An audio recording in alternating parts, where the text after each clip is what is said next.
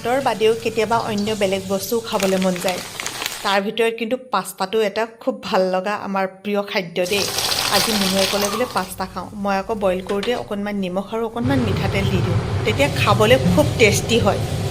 আৰু অকণমান মিঠাতেল দি তাতে অলপ জিৰা দিলোঁ। আজি অকণমান দাংবডি, কেঁচা জলকীয়া, বিলাহী আৰু তেজপাত দুখিলামান, লগতে আদা নহৰু পিঁয়াজ এনেকৈ কাটি মেলি গোটেইখিনি আগতীয়াকৈ ভাজি ল'লোঁ। আৰু আন্দাজমতে অকণমান নিমখ, অকণমান হালধি দি সেইখিনি ভাজি লৈ তাতে বইল কৰি থোৱা পাস্তাখিনি দি দিলোঁ। বিশেষ কষ্ট নহয় বনাবলৈ, একেবাৰে উজু। অকণমান টমেটো চচ দিলে ভাল লাগে। আৰু লগতে যদি পাস্তাৰ এক্সট্ৰাকৈ কিনিবপৰীয়া যিটো মছলা আছে, এই মছলাটো অকণমান ছটিয়াই দিলে তেতিয়াতো আৰু ক'বই নালাগে, সাংঘাতিক ভাল লাগে। মই পিছে ইয়াত আৰু এটা বস্তু দিওঁ, সেইটো অৱশ্যে সকলোৱে নিদিবও পাৰে। কণীখিনি ভুজিয়াকৈ ভাজি লৈ ওপৰত অকণমান ছটিয়াই দিওঁ। কেতিয়াবা এনেকৈ খাই চাবচোন, বহুত বেছি ভাল লাগে। আৰু খাবলৈ যে সঁচাকৈ ইমান টেষ্টি হৈছিলে। সদায়নো ভাত কিমান খাই থাকিব, কেতিয়াবা মাজতে এনেকুৱা কিবা এটা বস্তুও খাব লাগে। মজা।